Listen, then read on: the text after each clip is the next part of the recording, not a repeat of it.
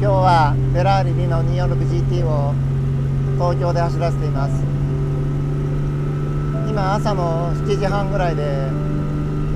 今日は結構冷え込んでいて、今気温が3度ぐらいしかないです。でもクラシックカーにとってはこのぐらいの気温がなんかベストコンディションという感じで、とても快適です。ほぼねアイドリングスタートできるぐらい、ディノに関してはクラッチもシフトノブもすごく扱いやすいんですよね。まあそれはワインディングでも話しましたけど、きちっとエンジンとミッションのオイルが温まってくれてれば、ダブルクラッチとかね、そういった煩わしいことをしなくても、ギアはシフトアップダウンともにとてもスムーズに力もいらなく操作がすることができます。今水温は70度、油温もほぼ同じ70度ぐらいをメーターを指してます。このくらいの温度まで上がっていれば十分ですね。ハイトが高いタイヤを履いているせいもあると思うんですけど、すごく乗り心地はいいですね。この車はね、イタリアのレスター工房でフルレスターを受けてるんで、ほぼ新車のようなコンディションなんですけど、それもあってとっても快適にドライブできますけど、この70年代ぐらいの車だったらきちっとメンテナンスしてあげてれば普段使いもできるぐらい本当に扱いやすい、決して気難しさもないんですよね。やっぱりエアコンがないんで、5月以降から9月ぐらいまではちょっとお休みになるんですけど、でもねそれでも1年の半分は乗ってあげられるんで、僕はクラシックの方がおすすめですね。新しい車よりも。新しい車はねすごく何もかも快適で、もちろん速いし素晴らしいんですけど、なんていうのかな、ドライビング補助デバイスがねたくさんつきすぎてて、パワーステアリング、それからブレーキもブースターがついて、軽く踏んであげただけでちゃんと止まれるし、そういったねドライバー補助デバイスっていうのがつけばつくほど車との一体感つかむことが難しくなっていってしまうんですよね。それと一番の違いはね、やっぱりウエイトだと思います。車重がね、新しい車はとにかく重量が増えちゃってるんで、このディノで1トン200キロですけど、このレベルの重量だったら全然ストレスなくスイスイとエンジンをね回さなくても加速してってくれるんで、本当に扱いやすいさもあって、やっぱりライトウェイトスポーツカーが僕は一番おすすめしますね。で結局クラシックになればおのずとライトウェイトなんで、どの車種を選んでもほぼ間違いないですね。このディノに関してはクラッチはね踏み下ろしてあげるタイプなんで、決して足の力もそれほどね必要もなくて、エンジンとギアボックスがきちっとオイルが温まっていれば、シフトもね本当に力なくスッと入れてあげることができるんで、ちょっと慣れてしまったら女性でもディノは運転できるようになると思います。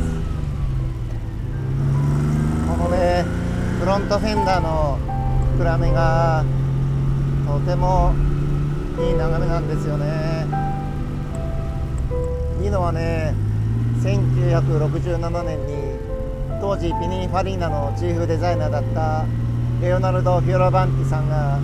デザインして、そして設計まで全て携わって完成させたんですよね。その 206GT の完成度の高さが素晴らしかったんで、世界中であっという間にたくさんのファンができました。 206GT は157台という少ない台数しか作られなかったんですけど、その後 246GT へと進化して、最終的にディノシリーズは4067台が生産されました。当時ピニーファリーナのチーフデザイナーだったレオナルド・フィオラバンティが 206GT を生産工程からテストドライブまで行って完成させたんですね。その仕事が当時エンツォ・フェラーリにとても評価されて、その後フィオラバンティはデイトナ 365PB、 テスタロッサ、308、328シリーズ、そして 288GTO、F40 と数々の名作を手がけたんですね。ある意味天才デザイナーだったと言っても過言ではありません。そのフィオラバンティが一番最初にフェラーリ社で手がけたのが 206GT なんですね。当時のフェラーリの市販車は全部フロントエンジンだったんで、このディノ 206GT が初めての市販車のミッドシップスポーツカーになります。この V6 エンジンを設計したと言われているエンツォ・フェラーリの息子さんのアルフレッド・ディノですけど、このディノのエンブレムはね、彼の直筆のサインから書かれていると言われています。聞いてる車のにフェラーリという名前がついていますけど、フェラーリのエンブレムはどこにもなくてディノブランドになってますけど、でもね、誰が見てもスタイリングからフェラーリだって分かりますよね。このフロントとリアの盛り上がったフェンダーのデザインが当時60年代後半走っていたフェラーリのコンペティションマシンのデザインを流用しています。ある意味ね、そのコンペティションをストリートでドライブすることができるっていう夢を叶えてくれたような車でもあったと思います。とにかくね、都内はそんなに路面状況が良くないんですけど、ものすごく乗り心地がいいです。これはサスペンション形式から受ける恩恵だと思いますけど、前後 W ウィッシュボーンなんで本当に足がよく動いてくれてるのが分かりますね。フェラーリって皆さん聞くととても運転が難しい車っていうイメージがもしかしたらあるかもしれないですけど、決してねそんなことはなくて、やっぱりコンペティションをたくさん作ってきたメーカーなんで、ドライバーがいかにね運転に集中できるかっていう、そういったこともデザインにちゃんと反映されていて、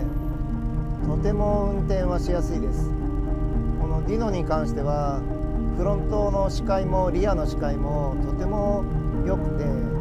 ミラーが左側にしかないんですけど、右の後方視界もものすごくいいんですよね。ルームミラーをね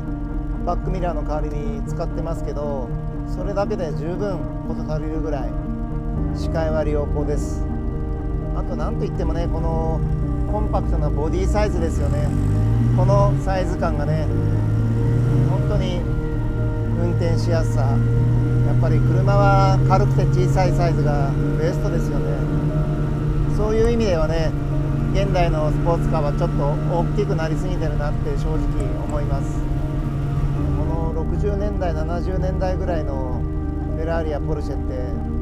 ライトウェイトでコンパクトなサイズで、何のねドライバー補助デバイスもついていない時代の車なんですけれど、とても運転もしやすいし、何より人馬一体感がねとっても感じられて、そういうところがやっぱりクラシックフェラーリやポルシェの魅力なんだろうなと思います。もちろんねデザインも車のボディのデザインだけではなくて、このダッシュボードの造形とか細かいボタンとかね、このディノでいうとフェラーリの伝統のシフトゲートとか、細かいところをたくさん見てっても本当によく考えてデザインしてあって、何よりね飽きが来ないんですよね。それが素晴らしいと思います。